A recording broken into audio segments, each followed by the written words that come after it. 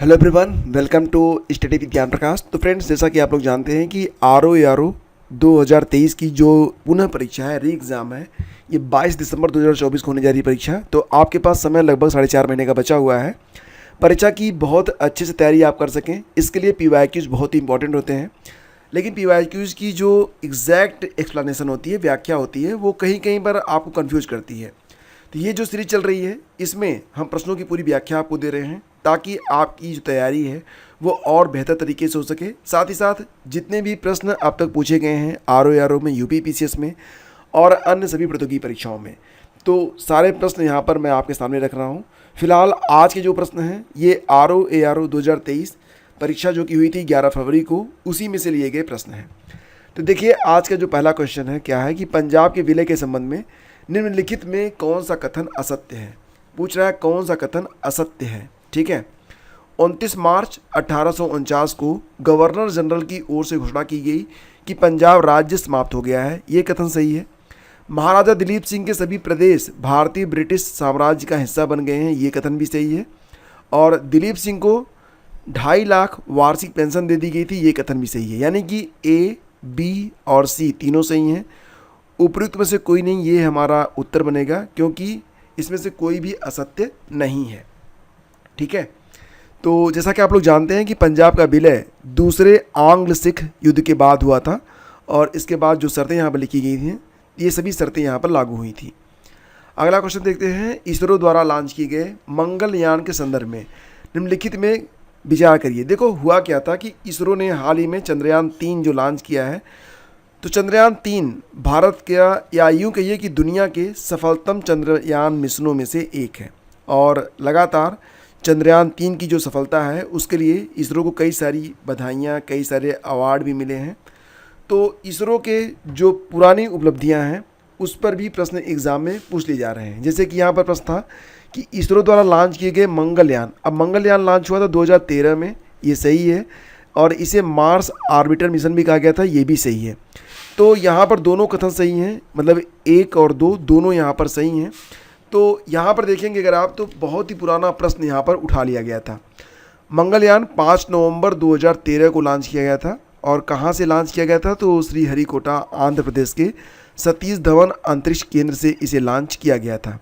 और इस समय, मतलब जब 2013 में इसे लॉन्च किया गया, तो इसकी जो लागत आई थी, कितनी आई थी जानते हैं? 450 करोड़ रुपए ये लागत थी। ठीक है, चलो आगे बढ़ते हैं। आपका अगला क्वेश्चन होगा कि निम्नलिखित में कौन सा कथन सही है। ITC का मतलब किसी पंजीकृत व्यक्ति द्वारा प्राप्त वस्तुओं और सेवाओं या दोनों की आपूर्ति पर इनपुट टैक्स क्रेडिट है, ये पहला कथन तो सही है। दूसरा है कि ITC की पात्रता जो इस प्रकार हो सकती है: कर योग्य आपूर्ति, गैर कर योग्य आपूर्ति, शून्य रेटेड आपूर्ति, ये भी सही है। मतलब 1 और 2 दोनों यहाँ पर सही हैं। आपका उत्तर बनेगा ऑप्शन A।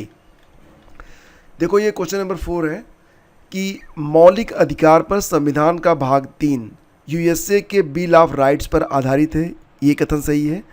संविधान के अनुच्छेद 21 के अंतर्गत मृत्यु का अधिकार मूलभूत अधिकार है, गलत। भारतीय संविधान एक पूर्ण संघीय संविधान है, ये भी गलत। और भारतीय संविधान के अनुसार मूलभूत अधिकारों को हटाया जा सकता है, ये भी गलत।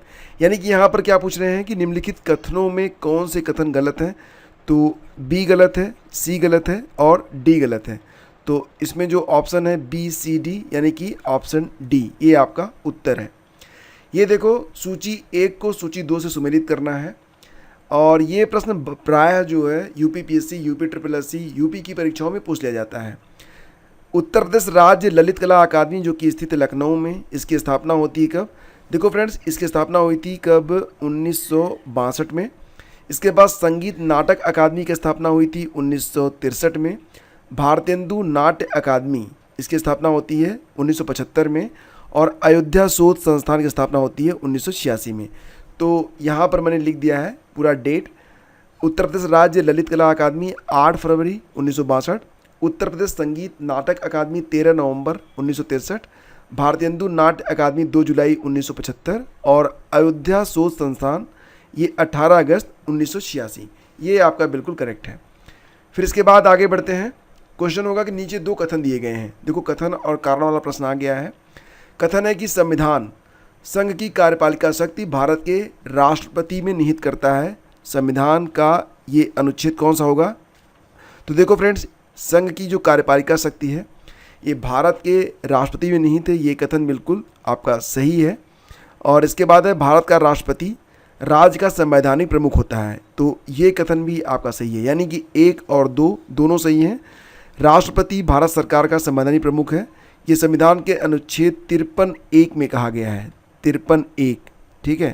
अनुच्छेद 53(1) के अनुसार जो भारत का राष्ट्रपति होता है वो भारत सरकार का संवैधानिक प्रमुख होता है। तो यहाँ पर देखेंगे तो ए और आर दोनों सत्य हैं। आर ए की सही व्याख्या है। उत्तर बनेगा आपका ऑप्शन ए। अगला क्वेश्चन है, अफ्रीका में विक्टोरिया जलप्रपात के संदर्भ में कौन से कथन सही हैं? अफ्रीका में जो विक्टोरिया जलप्रपात है, कह रहे हैं कि यह जाम्बिया और मोजाम्बिक की सीमा पर अवस्थित है। तो एग्जैक्टली यहाँ पर देखो रटा हुआ ज्ञान ही काम आएगा, क्योंकि कई बार ऐसा होता है कि कुछ ऐसे प्रश्न आयोग पूछ लेता है कि उसमें सही उत्तर का पता तो किसी को नहीं होता है, बस टिक करना होता है, गेस करना होता है। तो यह जाम्बिया और मोजाम्बिक के बारे में बात हो रही है। तो देखो यहाँ पर ये जाम्बिया और मोजाम्बिक नहीं, जाम्बिया और जिम्बाब्वे के बीच की जो सीमा है उस पर अवस्थित है। तो मोजाम्बिक जगह अगर ये जिम्बाब्वे होता तो ये आपका सही हो जाता, यानी कि पहला कथन गलत है। ये जाम्बेजी नदी पर स्थित है, ये सही है, यानी कि केवल 2 सही है। विकल्प सी इसका उत्तर है। इसके बाद 2 कथन दिए गए हैं, बढ़ती आबादी का पेट भरने के लिए भारतीय कृषि में महत्वपूर्ण तकनीकी और संस्थागत सुधारों की आवश्यकता है। ये देखो बहुत ही लॉजिकल क्वेश्चन है, आसानी से कोई भी एक जिसका थोड़ा सामान्य ज्ञान अच्छा होगा वो बिल्कुल गेस कर लेगा इसका उत्तर क्या बनेगा। तो जैसे कि ये बिल्कुल सही बात है और कारण बताया जा रहा है कि भारत के कई हिस्सों में बड़ी संख्या में किसान अभी भी कृषि के लिए मानसूनी वर्षा और मिट्टी की प्राकृतिक उर्वरता पर निर्भर है। ये भी सही है, यानी कि ए और आर दोनों सत्य हैं। आर ए की सही व्याख्या है। भारत का कौन सा राज्य चूना पत्थर, जिप्सम, नमक और जस्ता के भंडारण के लिए जाना जाता है? तो ये राजस्थान है। इसका उत्तर है ऑप्शन बी। और गाजा पट्टी के बारे में प्रश्न है कि देखो जो भी स्थल चर्चा में रहते हैं उस पर प्रश्न 100% बनता है, ठीक है। जैसे कि बात हो रही है यहाँ पर गाजा पट्टी के बारे में, तो मिस्र और इजराइल के मध्य भूमध्य सागरीय तट पर स्थित गाजा पट्टी 225 वर्ग, जिसका जो एरिया है वो कितना है 225 स्क्वायर किलोमीटर, 225 वर्ग किलोमीटर। और ये फ़िलिस्तीन का एक क्षेत्र है गाजा पट्टी, आपको पता ही है। तो इसकी सीमा मिस्र से भी लगती है और इसकी सीमा इजराइल से भी लगती है, यानी कि 1 और 2 दोनों सही हैं। इसके बाद देखो ये आज का अंतिम प्रश्न है, और क्योंकि आज वीडियो थोड़ा देर से आ रहा है आपके पास तो मुझे लगा कि थोड़ा से शार्ट रखना चाहिए। बाकी के जो प्रश्न हैं वो कल की वीडियो में कंप्लीट कर दिए जाएंगे। तो प्रश्न है कि निम्नलिखित युग्मों में से कौन सा एक सही सुमेलित है? एक सही सुमेलित है, वही आपको पहचानना है। तो ये देखो है सही सुमेलित ऑप्शन सी वाला, बावनी इमली शहीद स्मारक, ये मिलेंगे आपको फतेहपुर में। जबकि देवी पाटन मंदिर कह रहे हैं कि श्रावस्ती में, तो दोस्तों ये श्रावस्ती में नहीं है, बल्कि ये आपको मिलेगा बलरामपुर में। कहाँ पर मिलेगा? ये आपको मिलेगा बलरामपुर में।